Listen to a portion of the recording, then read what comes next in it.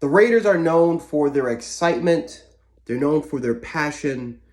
But they're also known for crazy endings. And if you look at this win that the Raiders had against the Ravens in overtime today, this was definitely the definition of what a Raiders win could definitely look like. It was a lot of crazy action. It was fun as hell to watch, but damn it, it gave a lot of heart attacks to a lot of Raiders and Ravens fans that were watching this football game. Um, when you take a look at this game, you got to give a lot of credit, first of all, to Derek Carr. Derek Carr had a really, really good game today. Did throw a pick, but he had over 400 yards. He looked in control. He looked in command. When the Raiders were losing any type of momentum, Derek Carr really never phased.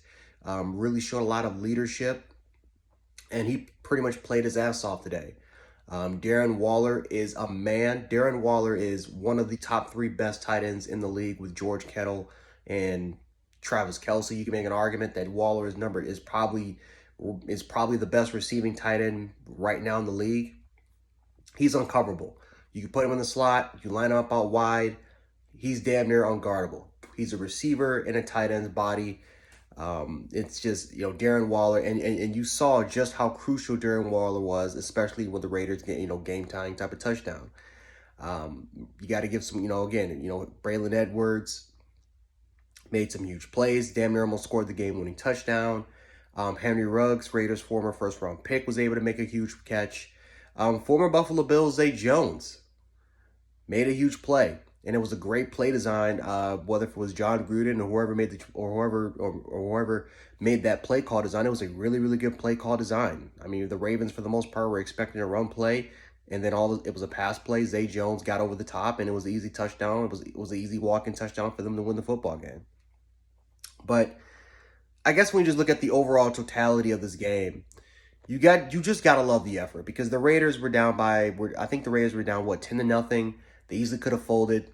The Ravens, for the most part, were controlling the line of scrimmage. They were dominating the line of scrimmage actually in the first half. The running game once again was there. And again, the Ravens just played old classic football. They ran the ball extremely well. They threw it efficiently for the most part, and then the Ravens defense came up big and clutch. But the Raiders just continued to prevail. This team never quit, never gave up, and they ultimately got the W. And this was a very, very important win for the Las Vegas Raiders, because when you look at the Raiders, this was their first regular season home game in front of 70,000, in front of 60K, maybe around 70K plus in that particular dome. And if they didn't get that win, it's not the end of the world, but you just talk about the impact around the Raiders community, Vegas or Oakland, whatever. This just would have been a little bit of a setback if they would have lost this game, especially it's your first regular season game with fans in attendance. So for the fact that they won this game, especially in this fashion, I feel like it's ultimately going to be huge, pushing the Raiders going into next week. As far as the Ravens goes, I love Lamar Jackson's performance. I know a lot of people are going to be looking at the stats and saying, well, he had a 52 QBR. He was 19 for 30 in the passing attack game. You kind of really saw some of the same kind of, underneath route to Lamar Jackson was really focusing on. But, I look at kind of some of the things that I didn't see from him consistently last year. The footwork in the pocket was way more improved compared to what we saw last year. His footwork was much improved. We saw him moving around a lot in the pocket, maneuvering in and out. There was the one play, the one touchdown pass where it was unbelievable. I mean, he maneuvered to the left. He maneuvered, up, upwards, backwards. He went to the left. He went to the right. Then he scrambled to the right, and ultimately made the play. But, you look at how he just maneuvered his way around that pocket when defenders are just closing in on him. That's the type of stuff that I think Ravens fans would love to see more of. Really didn't see that much for it. Instead, again, Lamar Jackson, he's always had a great offensive line. Didn't really have to work his way in the pocket as much. But I think that's a lot of growth. That's a lot of improvement from what I saw from Lamar Jackson compared to what I've seen from him in the past. So I love the way how he improved his footwork. I also love the fact that Greg Roman is involving the receivers a little bit more. Now, again, I know that's kind of a weird thing to say, but when you look at the Ravens the last couple of years, You look at the two tight end sets that the Ravens heavily involved, and then you look at their outside receivers. You have Willie Snead and Marquise and Brown. And again, Snead is not the best receiver in the world. And then Marquise Brown's a guy that's still young and that's still developing. And again, he's still trying to get, he's still trying to learn how to become a number one type of NFL receiver.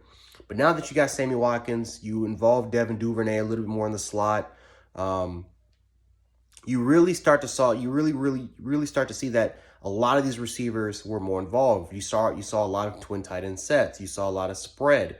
You saw a lot more spread concepts and more involved there.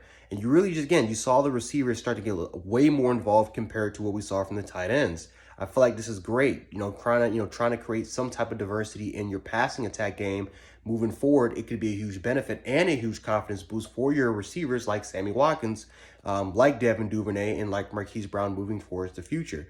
Besides that, you really saw the same, options. You saw the same spread option type of concepts, run concepts. Lamar Jackson, you didn't really see him run that much often until really the second half. That's where he really started to take off and really get those rushing yards. You saw Williams make a huge impact. Latavius Murray was able to make a little bit of an impact there. Their offensive line in the run department, again, was extremely physical, and they were able to pick up some extremely crucial yards. If there's one big problem that I had, it was definitely with Alejandro Villanueva, and I probably pronounced that shit wrong. I know a lot of you guys can probably pronounce it. I'm sorry, I can't pronounce that name, but I'm just gonna call him Vil. Vil could not block a Max Crosby. Max Crosby took his damn lunch money. He did whatever the hell he wanted to do with him. The fact that Max Crosby was literally himself alone was responsible for 72% of the pass rushing of the pass rushing effort from the Raiders. That's a big problem. And then when you take a look at some of the turnovers that happened in this football game, Lamar Jackson fumbled a couple times, including the one where Carl Nassib was able to beat the tackle to get the forced sack, which ultimately set the Raiders up in winning position. Lamar Jackson was pretty much pressured all day. Lamar Jackson was pressured, I've never really seen that Lamar Jackson as pressured as much. Again, I don't really watch that many Ravens games in the regular season. But in the postseason, this does look a little reminiscent to what the Buffalo Bills did to Lamar Jackson, where it was just nothing but constant pressure. There was no outside receiver type of help at the time, and now you start to see a little bit of that help from Sammy Watkins and Devin Duvernay. But however, the pressure was there, and Lamar Jackson really had to move the entire game. He really couldn't stand still that much in the pocket, and even if he did, it was just literally just underneath routes, nothing over the top or anything in the medium intermediate games that was open. So, for the most part, the Raiders did the best they can do, and again, Max Crosby did whatever the hell he wanted to do. Carl Nassib was able to get some pressure. You really started to see that the Raiders were starting to dial up the blitz a little bit more, but the more as the game kind of wore on, you really started to see that the blitz really didn't even need to be involved that much because of how much the Raiders' four-man front was getting a lot of pressure on the quarterback. So. The Ravens need to figure out that solution. Now, again, Max Crosby is one of the best pass rushers in all of football, and and if you look at the Ravens schedule, there's not a lot of players that are on Max Crosby's caliber. But again, moving forward, when you do go against those caliber teams, that again, when you're playing the Pittsburgh Steelers twice in a row, I'm sorry, but T.J. Watt is a lot better than Max Crosby. Melvin Ingram is probably on the same level as Max Crosby. And then, of course, Cameron Hayward can absolutely rush from the interior. He's a monster there. So they need to figure out their offensive line problems of really handling the interior in the pass rushing game and also handling the outside edge rushers. They got to figure out that type of solution because, again, Lamar Jackson was pretty much moving all day, all night long inside of the pocket. But for the most part, the Ravens just got to control the turnovers.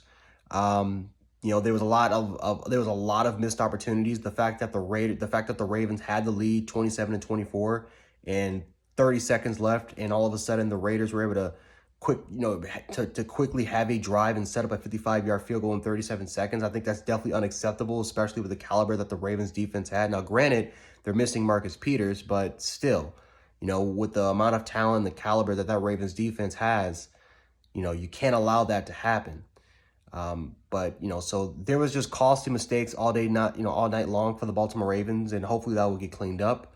But just like I said before, this was a great win for the Las Vegas Raiders and a very important win for the Las Vegas Raiders. Again, this is your first home game where you actually have where you have fans in attendance for the regular season. And this, what a way to kick off by winning in the most possible Raiders way. I mean, winning this game in overtime and a game winner with Zay Jones.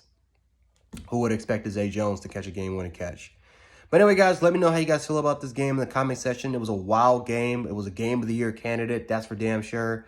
But let me know how you guys feel about it, and we can definitely hash it out in the comments. Anyway, guys, Gent Sports, and I'll catch you guys in a bit. Peace.